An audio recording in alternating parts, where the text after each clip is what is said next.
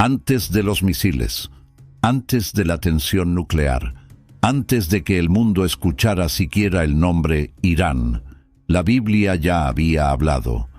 ¿Qué pasaría si te dijera que la hostilidad creciente entre Israel e Irán no es solo el fruto de la política moderna, sino parte de una historia divina escrita hace miles de años? Una historia que no empezó con gobiernos, sino con dos hermanos, y que terminará con una colisión global como nada que el mundo haya visto. Hoy en día resulta fácil encasillar este conflicto como geopolítico, pero ¿y si algo más profundo se está desarrollando bajo la superficie? ¿Y si la Biblia no solo predijo esta tensión, sino que incluso nombró a los protagonistas, describió las alianzas y reveló cómo termina todo? Bienvenidos a una guerra espiritual disfrazada de política. La nación que hoy conocemos como Irán tuvo otro nombre en las Escrituras, Persia. Y lo que estás a punto de descubrir es que Persia, lejos de ser una nota al pie, es un personaje central en la línea profética de Dios.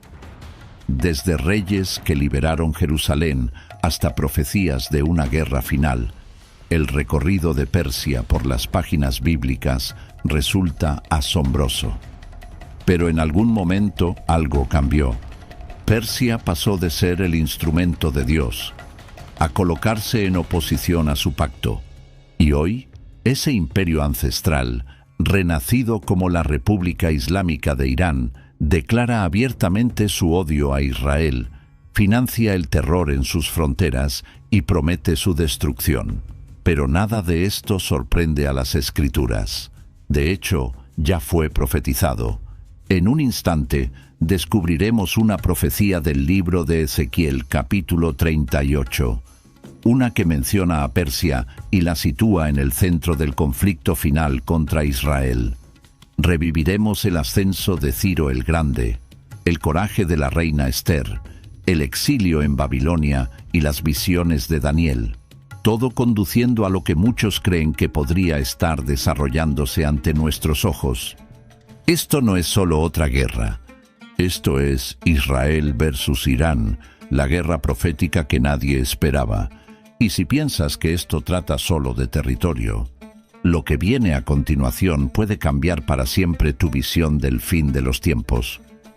Para entender por qué Israel e Irán se encuentran en lados opuestos de la profecía, tenemos que retroceder mucho más allá de las fronteras modernas y los tratados rotos. Tenemos que volver a un momento que marcó el destino de las naciones, un momento en que un solo hombre tuvo dos hijos. Abraham. Escogido por Dios, se le prometieron no solo descendientes, sino una tierra, un pacto que se extendería a lo largo de generaciones. Pero mucho antes de que esa promesa se cumpliera por medio de Isaac, Abraham tuvo otro hijo, su primogénito, un hijo nacido de la desesperación y del tiempo humano. Su nombre fue Ismael. Nacido de Agar, una sierva egipcia, Ismael fue profundamente amado por su padre, pero Dios fue claro, el pacto pasaría por Isaac, el hijo de la promesa, no el del apuro. Como leemos en Génesis capítulo 17, versículos 19 al 21, Dios dice: «Estableceré mi pacto con Isaac, pero en cuanto a Ismael, te he escuchado. Ciertamente lo bendeciré, y lo haré una gran nación». Dos hijos, dos destinos, uno escogido para el pacto, otro prometido a la grandeza, pero desde la distancia. Y de estos hijos nacieron dos linajes. Los descendientes de Isaac se convirtieron en los israelitas. Los de Ismael formarían muchas de las tribus árabes, incluidas aquellas que hoy trazan su legado hasta las naciones islámicas modernas. Pero hay más. En Génesis capítulo 10, versículo 2, se nos presentan los descendientes de Jafet, el hijo mayor de Noé. Entre ellos está Madai, el antepasado de los medos. Su pueblo eventualmente se uniría con otra tribu, los persas. Juntos formarían uno de los imperios más poderosos que el mundo haya conocido. El imperio medo-persa, la raíz ancestral de lo que hoy conocemos como Irán. Así que ahora, capa por capa, el rompecabezas espiritual y ancestral se vuelve claro. Israel e Irán no son solo vecinos divididos por ideologías. Son descendientes de dos líneas proféticas, una nacida de una promesa divina, la otra bendecida pero puesta aparte, mirando desde los márgenes del pacto. Pero aquí está lo que muchos pasan por alto. Ambas líneas fueron vistas por Dios. Ambas estaban incluidas en su diseño divino, y ambas, de diferentes maneras, marcarían la historia de la redención. Los descendientes de Isaac llevarían la promesa. Los descendientes de Ismael y de Jafet, incluyendo a Persia, la pondrían a prueba. Y esa tensión, escrita en el mismo ADN de estas naciones, no terminaría en el desierto. Haría eco a través de los imperios y algún día volvería a encontrarse en la profecía. Porque la historia no termina con Abraham. Apenas estaba comenzando. Cuando hoy escuchamos el nombre Irán, pensamos en amenazas nucleares, regímenes militantes y una enemistad amarga con Israel. Pero mucho antes de que Irán se convirtiera en un adversario moderno, Persia, su identidad ancestral, jugó un papel asombroso y redentor en la historia del pueblo de Dios. Todo comienza con el exilio. En el año 586 a.C., Jerusalén fue destruida por el rey babilonio Nabucodonosor. El templo, la casa de Dios, quedó reducido a cenizas. El pueblo de Judá fue llevado cautivo, llorando lo que parecía el fin del pacto. Pero a través del profeta Jeremías, Dios ya había declarado que ese exilio no sería para siempre. En Jeremías capítulo 29, versículo 10, el Señor prometió: «Cuando se hayan cumplido los 70 años en Babilonia, yo los visitaré y cumpliré mi buena palabra, y los haré volver a este lugar». Entonces llegó un rey que no conocía a Dios, pero fue llamado por nombre, Ciro el Grande. Más de 150 años antes de que Ciro naciera, el profeta Isaías habló de él con una especificidad asombrosa. En Isaías capítulo 44, versículo 28, Dios dice: «Ciro es mi pastor y cumplirá todo lo que yo quiero». Y en el capítulo 45, versículo 1, lo llama su ungido. No era sacerdote, no era profeta, no era israelita, y aún así, ungido.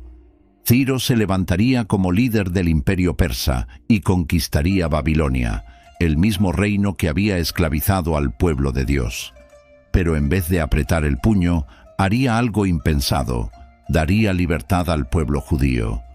Los versículos iniciales del libro de Esdras registran su decreto: «El Señor, Dios del cielo, me ha dado todos los reinos de la tierra, y me ha encargado edificarle un templo en Jerusalén, que está en Judá». Eso está en Esdras capítulo 1, versículo 2. Por medio de Ciro, el pueblo regresó. El templo fue reconstruido. El corazón de la adoración fue restaurado. Persia, ese imperio extranjero fuera del pacto de Dios, se convirtió en un instrumento de restauración divina. Y ahí está la paradoja. La misma nación que hoy amenaza la existencia misma de Israel fue una vez su libertadora. Pero aquí va una verdad más profunda. La soberanía de Dios no está limitada por la geografía ni por la genealogía. Él levanta reyes y los derriba. Usa imperios, incluso paganos, para cumplir sus propósitos, porque la historia de la redención siempre ha sido más grande que cualquier nación. El ascenso de Persia no fue un accidente, fue un cumplimiento. Y Ciro no fue solo un conquistador, fue un instrumento profético, escrito en el guión divino mucho antes de que su espada se alzara. ¿Y qué significa eso para nosotros hoy? significa que incluso nuestros enemigos pueden convertirse en mensajeros, que los planes de Dios no se ven amenazados por los giros políticos y que por muy oscura que parezca la situación, Él sigue escribiendo la historia. Pero la historia de Persia no termina con Ciro, porque la siguiente generación enfrentaría un complot mucho más siniestro, y esta vez no se trataría de liberación, sino de aniquilación. La gloria de Persia no se desvaneció tras Ciro. El imperio se expandió, sus gobernantes se volvieron más audaces, y Jerusalén permaneció bajo su sombra. Pero dentro de esos muros se estaba desarrollando otro plan divino, uno que, una vez más, determinaría el destino del pueblo de Dios. Esta vez no se trataba de libertad, se trataba de supervivencia. Durante el reinado del rey Jerjes I, conocido en las escrituras como Asuero, su imperio se extendía desde la India hasta Etiopía. Poder, lujo e intrigas políticas llenaban sus cortes. Y sin que él lo supiera, tras las puertas doradas de su palacio, vivía una joven judía con una identidad oculta y una cita divina. Su nombre era Esther. No tenía linaje, no tenía trono, no tenía espada, y sin embargo llevaría sobre sus hombros el peso de toda una nación. La amenaza vino en forma de Amán, un alto funcionario de la corte persa. Su odio por el pueblo judío era profundo, y convenció al rey de emitir un decreto. En un día señalado, todos los judíos del imperio serían aniquilados. Era legal, estaba sellado, y era irreversible. Pero la providencia divina ya estaba obrando.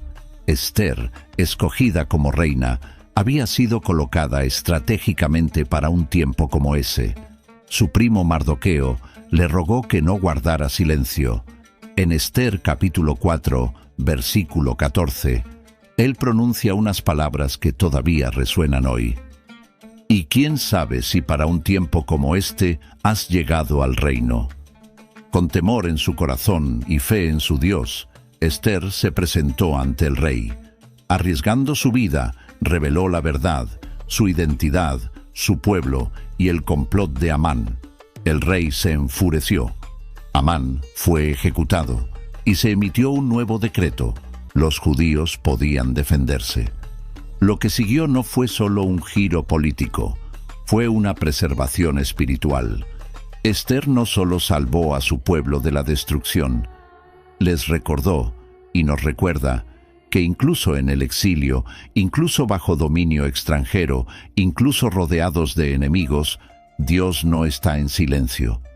Todo el imperio había sido orquestado para darle voz a una joven, porque esa voz llevaría el sonido de la liberación.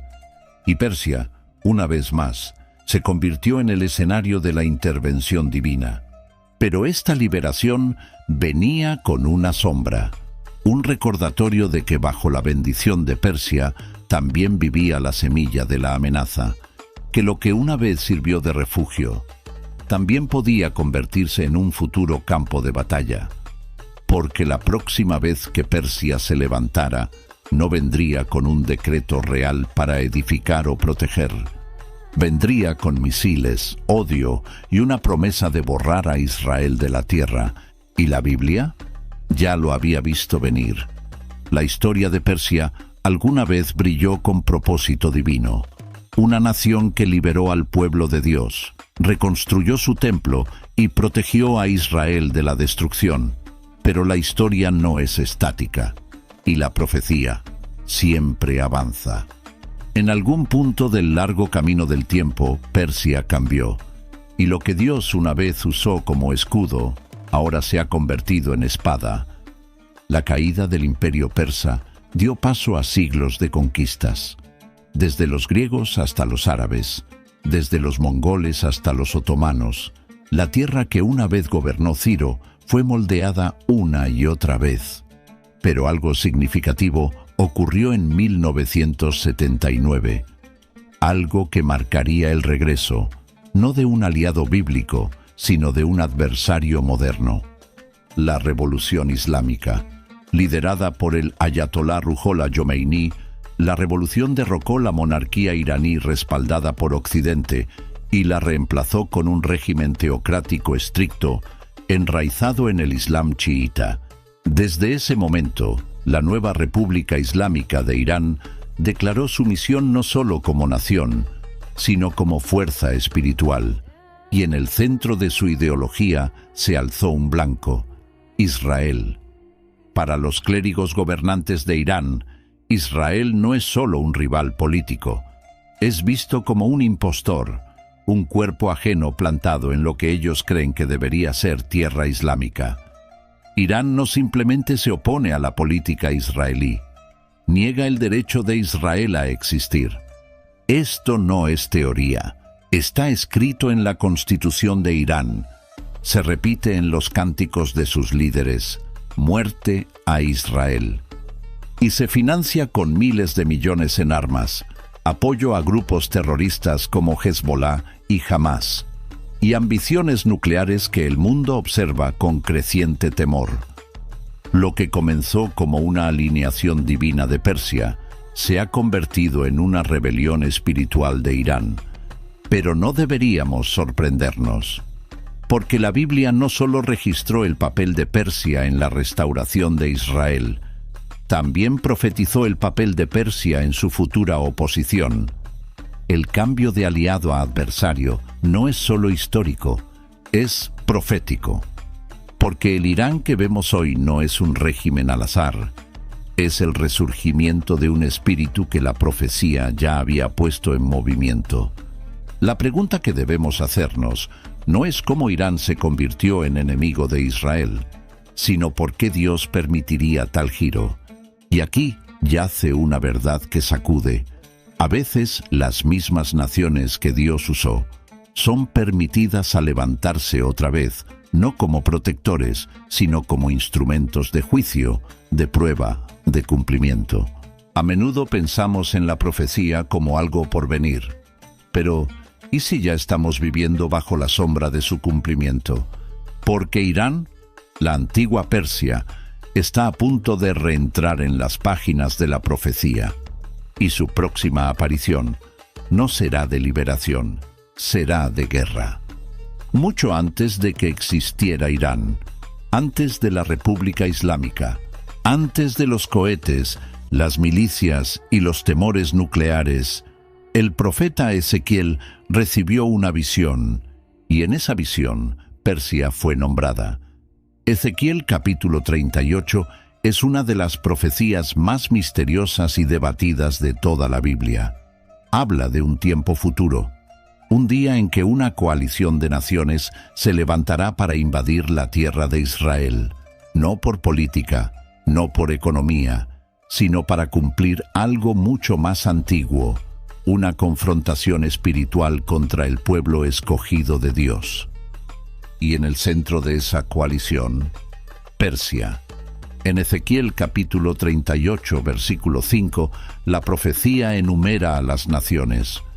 Persia, Cus y Fut estarán con ellos, todos ellos con escudos y cascos. Persia, el Irán de hoy, es el primer nombre mencionado. Pero ¿quién lidera esta coalición? El capítulo comienza con una figura extraña y críptica: Gog, de la tierra de Magog, el príncipe soberano de Mesec y Tubal. Aunque los estudiosos difieren sobre la identidad exacta de Gog, muchos creen que Magog apunta a la región al norte de Israel, a menudo asociada con partes de Rusia o áreas de Asia Central actuales. Junto con Persia, Cus, Sudán o Etiopía, Fut, Libia y otros aliados, estas naciones forman una alianza militar que descenderá sobre Israel en los últimos días. Pero esto no es solo una guerra de hombres.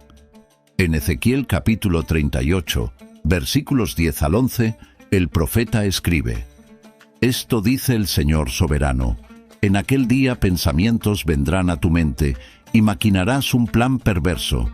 Dirás: iré contra una tierra de aldeas indefensas, un pueblo tranquilo y confiado. no es solo un ataque, es una ilusión de poder. Un momento en que las naciones creerán que por fin pueden borrar a Israel del mapa. ¿Te suena familiar? Hoy, Irán financia públicamente a grupos que rodean a Israel por el norte y el sur. Arma a Hezbollah en el Líbano. Apoya milicias en Siria y Gaza. Construye alianzas con naciones que, al igual que en la visión de Ezequiel, comparten un objetivo: eliminar a Israel de la región. Pero la profecía de Ezequiel no termina con la derrota de Israel. Termina con la furia de Dios. En Ezequiel capítulo 38, versículos 18 al 23, el Señor dice: «Mi ardiente furor se encenderá.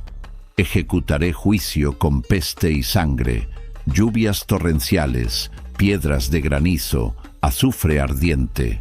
Y luego añade: «Mostraré mi grandeza y mi santidad, y me daré a conocer ante muchas naciones. Entonces sabrán que yo soy el Señor». Esto no es simple represalia militar, es justicia divina.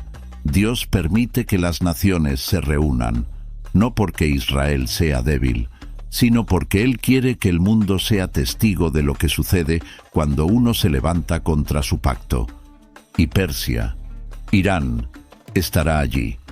Así que ahora debemos preguntarnos, ¿es lo que estamos viendo hoy una preparación? ¿Es el odio de Irán, sus alianzas, su alcance militar, parte de una cuenta regresiva ya escrita en las Escrituras? Porque Ezequiel no solo describió una guerra, describió un punto de quiebre, un momento en que Dios mismo interviene, no con política, no con negociaciones, sino con poder. Y mientras las piezas se acomodan, se nos obliga a considerar: ¿y si estamos viendo el comienzo de la visión de Ezequiel desarrollarse en tiempo real? Si la guerra descrita en Ezequiel capítulo 38 es el inicio, entonces la chispa que prenderá fuego al mundo puede ser una ciudad. No cualquier ciudad, sino Jerusalén. Es más que una capital, es más que tierra sagrada, es el latido de la profecía y el blanco de las naciones. A lo largo de la historia, muchos ejércitos han marchado hacia Jerusalén, pero la Biblia es clara: la batalla final no será por petróleo ni por territorio, será por el trono del plan redentor de Dios. Y las Escrituras nos dicen exactamente dónde sucederá. En Zacarías capítulo 14, versículo 4, el profeta habla de un momento culminante. En aquel día se afirmarán sus pies sobre el monte de los olivos, que está frente a Jerusalén al oriente, y el monte de los olivos se partirá por en medio, de oriente a occidente. Esto no es simbólico, es geográfico. El monte de los olivos, el mismo lugar desde donde Jesús ascendió, será el lugar donde Él regresará para enfrentar a los ejércitos reunidos contra Israel. ¿Y quiénes son esos ejércitos? La misma coalición que vimos en Ezequiel: Persia, Gog y sus aliados, naciones llenas de odio hacia Israel, naciones que hoy la rodean. Irán no ha sido sutil sobre su deseo. Sus líderes han prometido abiertamente liberar Jerusalén. Se refieren a Israel como el pequeño Satán y patrocinan el terror, no solo en nombre de la política, sino en nombre de la religión. Pero lo que ellos no ven es que Jerusalén no les pertenece, ni siquiera pertenece solo a Israel. Pertenece a aquel que puso su nombre sobre ella. En 2 de Crónicas, capítulo 6, versículo 6, Dios declara: «Pero ahora he escogido Jerusalén para que mi nombre esté allí, y he escogido a David para que gobierne a mi pueblo Israel». Y si Dios la escogió, entonces ninguna nación puede reclamarla. El Monte de los Olivos no es solo una ubicación, es la línea entre reinos, entre lo que el hombre desea y lo que Dios ha ordenado.